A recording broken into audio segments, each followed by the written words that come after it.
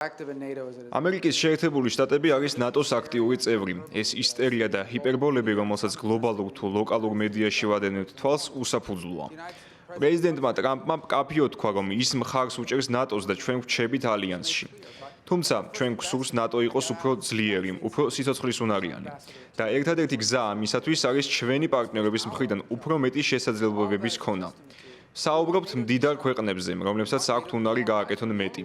Გააგრძნობთ, რომ საშინაო საჭიროებები ჩვენც მრავლად გვაქვს, თუმცა პრიორიტეტს ვაკეთებთ თავდაცვაზე, იმ როლის გამო, რომელიც მსოფლიოში გვაქვს. ჩვენ გვსურს პარტნიორებაც იგივე გააკეთონ. მესმის, რომ შესაძლოა წლების განმავლობაში შექმნილი საზოგადოებრივი უსაფრთხოების ქსელის პირობებში ქვეყნებს ეს ცვლილებები არ სურდით, მაგრამ ბოლო წლების განმავლობაში ჩვენ ვნახეთ სრულმასშტაბიანი ომი ევროპის გულში, რაც შეგვახსენებს, რომ მძიმე ძალა შეკავებისთვის აუცილებელი პირობაა. ჩვენ ძალიან რეალურ გზაზე ვდგავართ, რომ თავდაცვის ხარჯებმა 5%-ს მიაღწიოს. გვჯერა, რომ საფრთხეები რეალურია, ამას კი რეალური ძალისხმევით პასუხი სჭირდება. პრეზიდენტი ტრამპი არაა ნატოს წინააღმდეგი. ის ეწინააღმდეგება იმგვარ ნატოს, რომელსაც არ აქვს უნარი შეასრულოს წესდებით ნაკისრი ვალდებულებები. მძიმე სიმართლეა, მაგრამ ეს უნდა ითქვას.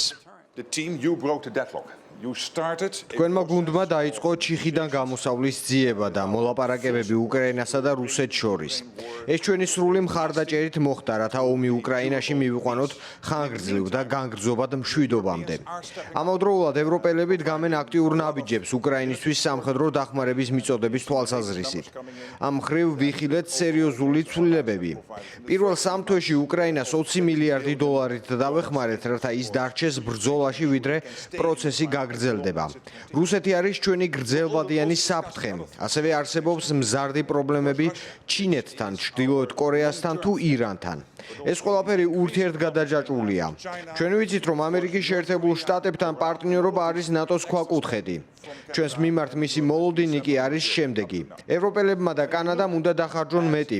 აქამდე ეს იყო 700 მილიარდი დოლარი. ბოლო თვეებში კი ვხედავთ კიდევ უფრო მეტი თანხების შემოდინებას თავდაცვაში.